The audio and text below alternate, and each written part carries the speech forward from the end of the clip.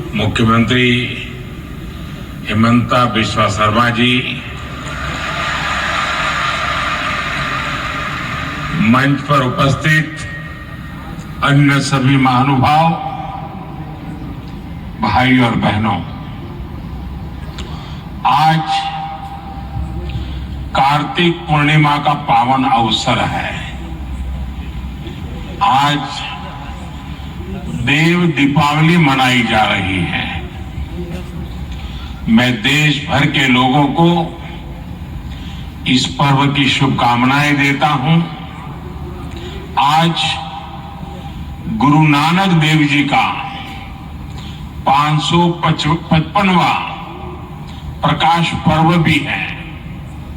मैं पूरे देश को, विशेष रूप से विश्व भर में फैले हुए सिख भाई बहनों को इस अवसर पर बधाई देता हूं।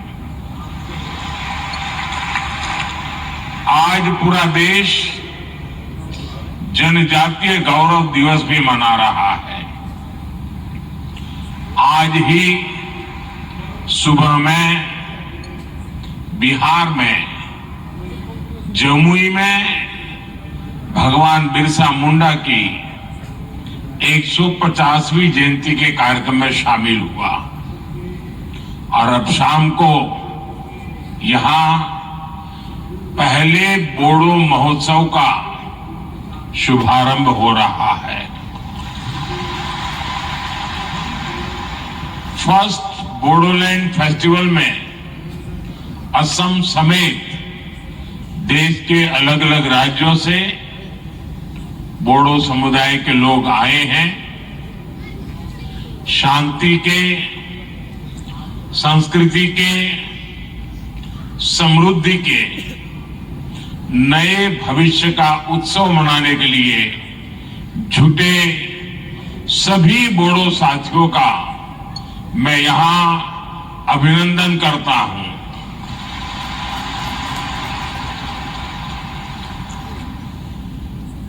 साथियों, कल्पना नहीं कर सकते होंगे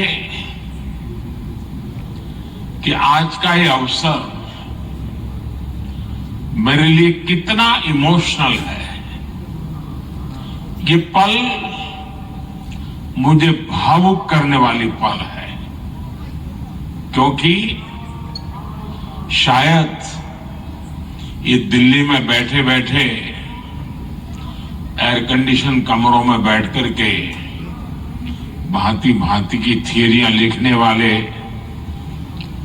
देश को बताने वालों को अंदाज नहीं होगा कि कितना बड़ा अवसर है ये।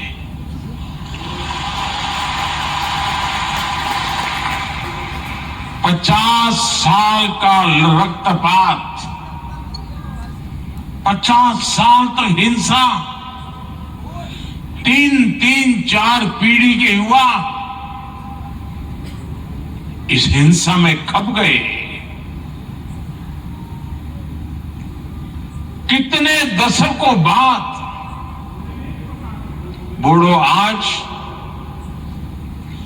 फेस्टिवल मना रहा है।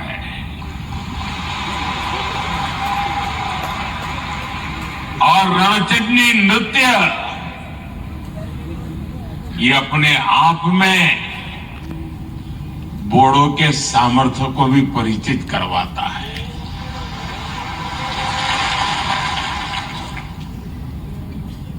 और मुझे नहीं पता कि दिल्ली में बैठे हुए लोगों को इन चीजों का महत्व समझ आता होगा, और ये ऐसे ही नहीं हुआ है। बड़े धैर्य के साथ एक एक गांठ को उकेलते उकेलते उसको ठीक करते करते करते आज आप सबने एक नया इतिहास रच दिया है।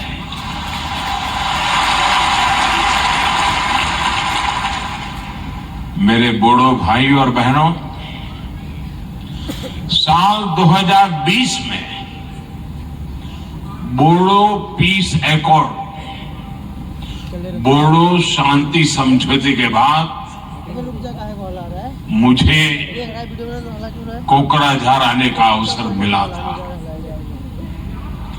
वहां आपने मुझे जो अपनापन दिया, जो स्नेह मिला,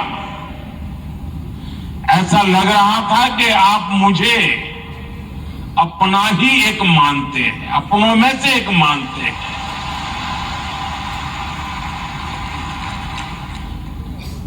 वो पल मुझे हमेशा याद रहेगी।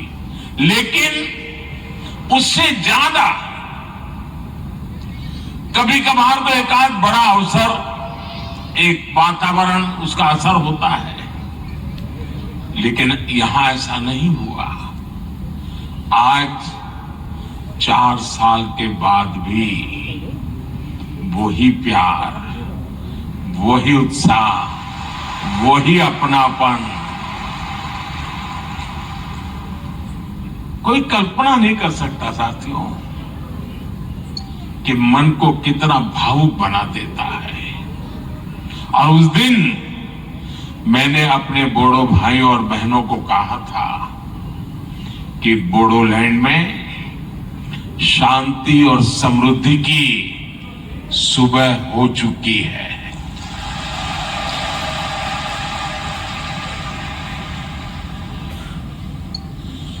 और साथियों, वो मेरे सिर्फ शब्द नहीं थे। उस दिन मैंने जो माहौल देखा था और शांति के लिए आप हिंसा का राह छोड़ करके निकल चुके थे, शस्त्र दे रहे थे, वो पल बहुत ही भावुक था साथियों। और उसी समय मेरे भीतर एक, मेरे अंदर से आवाज आई थी कि अब मेरे बोडोलैंड में समृद्धि की सुबह हो चुकी है। आज आप सबका उत्साह, आपके चेहरे की खुशी देखकर मैं कह सकता हूं, बोडो लोगों के उज्जवल भविष्य की मजबूत नींव तैयार हो चुकी है।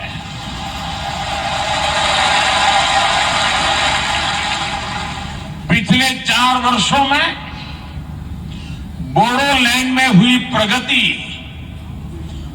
बहुत ही महत्वपूर्ण है। शांति समझौते के बाद बोडोलैंड ने विकास की नई लहर देखी है। आज जब मैं बोडो पीस एकॉर्ड के फायदे देखता हूं, आप लोगों के जीवन पर इसका प्रभाव देखता हूं, तो इतनी मन को तसल्ली मिलती, इतना मन को खुशी होती है साथियों, आप कल्पना नहीं कर सकते। आप पल भर सोचिए, कोई मां उसका इकलौता बेटा, और उस मां ने बहुत लालन पालन से बड़ा किया हो बेटे को, और बेटा अन्य साथियों से मिलकर के हाथ में हथियार लेकर के मां को छोड़ करके जंगलों में भटकता हो,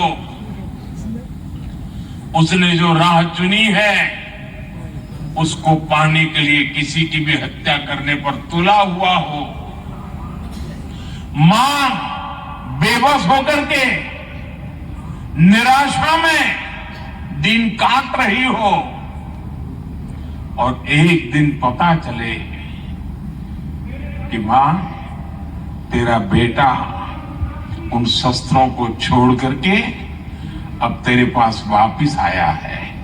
आप कल्पना कीजिए उस दिन उस मां को कितना आनंद होगा।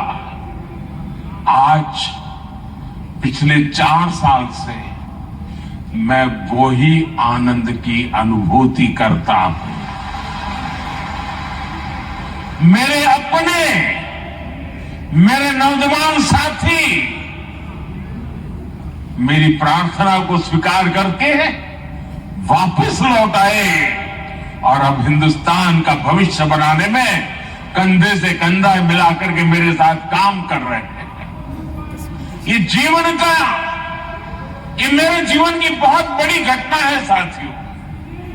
मेरे मन को बहुत तसल्ली देने वाली घटना है और इसलिए मैं आपका जितना अभिनंदन करूं उतना कम है। और साथियों, बोडो शांति समझौते का लाभ सिर्फ आपको ही हुआ ऐसा नहीं है। बोडो शांति समझौते ने कितने ही अन्य समझौते के लिए नए रास्ते खोले। अगर वो कागज पर रह जाता तो शायद और लोग मेरी बात नहीं मानते, लेकिन आपने जो कागज पे था उसे जीवन में भी उतारा, जमीन पर भी उतारा और लोगों के मन मस्तिष्क को भी आपने विश्वास दिलाया। और उसके कारण, आपने इस इनिशिएटिव के कारण और सारे समझौते के रास्ते खुले थे और इसलिए एक प्रकार से पूरे नॉर्थ ईस्ट में आपने शांति की ज्योत प्रज्वलित की है। दोस्तों, साथियों, इन समझौतों की वजह से सिर्फ असम में ही ये आंकड़ा, मैं फिर कहूंगा, दिल्ली में बैठे बैठे महारथियों को पता नहीं होगा, सिर्फ असम में ही 10,000 से ज्यादा युवाओं ने हथियार छोड़ा, हिंसा का रास्ता छोड़ा है। ये विकास की मुख्य धारा में वापस लौटे हैं। किसी ने कल्पना नहीं की थी कि कार्बी एंगलोंग समझौता, ब्लू रियांग समझौता, LLFT त्रिपुरा समझौता, ये सारी बातें एक दिन सच्चाई बन जाएगा और ये आप सबके सहयोग के कारण ये सब संभव हुआ है साथियों।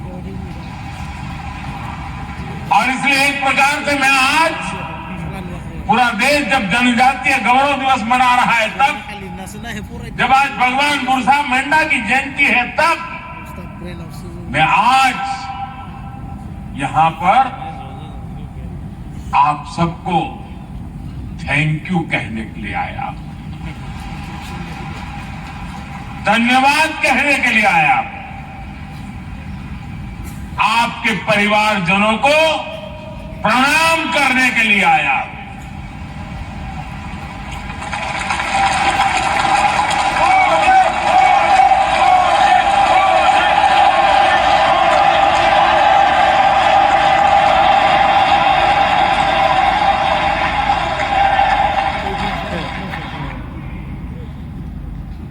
शायद जो सपना संजोया हो उसको अपनी आंखों के सामने चरितार्थ होकर के देखते हैं, तब हृदय भावनाओं से भर जाता है दोस्तों। और इसलिए मैं आपका जितना धन्यवाद करूं उतना कम है। और मैं देश के नौजवानों से कहता हूं, आज भी नक्सलवाद के रास्ते पर जो नौजवान है, मैं उनको कहता हूं कि मेरे बोडो साथियों से कुछ सीखिए।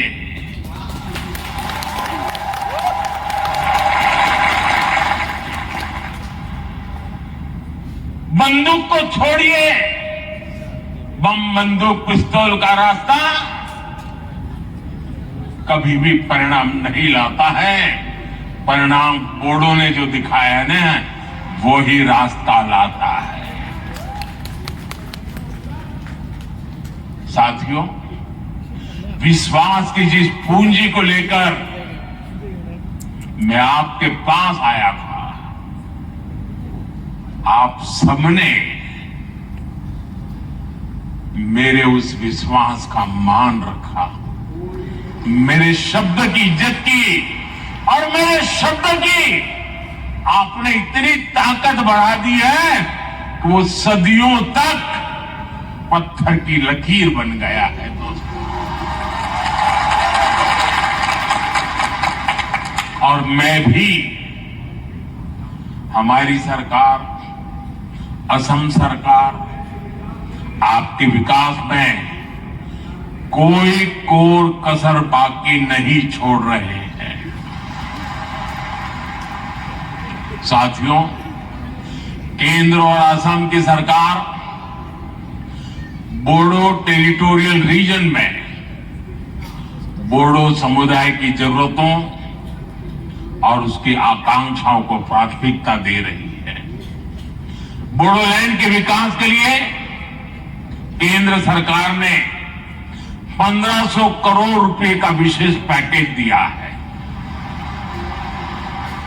असम सरकार ने भी स्पेशल डेवलपमेंट पैकेज दिया है। बोडोलैंड में शिक्षा, स्वास्थ्य और संस्कृति से जुड़े इंफ्रास्ट्रक्चर को विकसित करने के लिए 700 करोड़ रुपए से ज्यादा खर्च किए गए हैं। हमने हिंसा छोड़ मुख्य धारा में लौटे लोगों के प्रति पूरी संवेदनशीलता से निर्णय लिए हैं। National democratic front of Bodoland के 4000 से ज्यादा पूर्व कैडर्स का पुनर्वास किया गया है। कितने ही युवाओं को असम पुलिस में नौकरी दी गई है। बोडो संघर्ष से प्रभावित प्रत्येक परिवार को असम सरकार ने 5 लाख रुपए की मदद भी पहुंचाई है। आपको जानकर खुशी होगी कि बोडोलैंड के विकास के लिए असम सरकार हर साल 800 करोड़ रुपए से ज्यादा खर्च कर रही है। साथियों, किसी भी क्षेत्र के विकास के लिए जरूरी है कि वहां के युवाओं को, वहां की महिलाओं का स्किल डेवलपमेंट भी हो और उन्हें अपना काम करने के भी पूरे मौके मिले। जब हिंसा रुकी तो बोडोलैंड में विकास का वटवृक्ष लगाना बहुत जरूरी था और यही भावना सीड मिशन का आधार बनी। सीड मिशन यानी स्किलिंग, एंटरप्रेन्योरशिप और एम्प्लॉयमेंट डेवलपमेंट के माध्यम से नौजवानों का कल्याण, इसका बहुत बड़ा फायदा बोडो युवाओं को हो रहा है। साथियों, मुझे खुशी है कि कुछ साल पहले जो युवा बंदूक थामे हुए थे, अब वो स्पोर्ट्स के क्षेत्र में आगे बढ़ रहे हैं। कोकराझार में डुरन कप के 2 एडिशन होना, बांग्लादेश, नेपाल और भूटान की टीमों का आना अपने आप में ऐतिहासिक है। इस शांति समझौते के बाद पिछले 3 साल से कोकराझार में लगातार बोडोलैंड लिटरेरी फेस्टिवल भी हो रहा है और इसलिए मैं साहित्य परिषद का तो विशेष आभारी हूं। ये बोडो साहित्य की बहुत बड़ी सेवा का काम हुआ है। आज ही बोडो साहित्य सभा का तो 73वां स्थापना दिवस भी है। ये बोडो लिटरेचर और बोडो भाषा के उत्सव का दिन भी है। मुझे बताया गया है कल 16 नवंबर को एक कल्चरल रैली भी निकाली जाएगी। इसके लिए भी आपको मेरी बहुत बहुत शुभकामनाएं हैं। और साथियों, जब दिल्ली देखेगा नहीं है तब पूरा देश को देखने का अवसर आएगा। तो अच्छा किया है आपने दिल्ली की छाती पर आकर के शांति के गीत गाने का तय किया है। साथियों, अभी मैं यहां एग्जीबिशन में भी गया था। इस एग्जीबिशन में हमें समृद्ध बोडो आर्ट एवं क्राफ्ट इसके दर्शन होते हैं। यहां आरोनाए, दोखोना, गामसा, कड़े दाखिनी, थोरखा, जोगिशी, थाम, ऐसी अनेक चीजें वहां उपलब्ध है। और ये ऐसे प्रोडक्ट है जिनको जीआई टैग मिला है, यानी दुनिया में ये प्रोडक्ट कहीं भी जाए, इनकी पहचान बोडोलैंड से, बोडो संस्कृति से ही जुड़ी रहेगी। और सेरीकल्चर तो हमेशा से बोडो संस्कृति का अहम हिस्सा रहा है। इसलिए हमारी सरकार बोडोलैंड सेरीकल्चर मिशन चला रही है।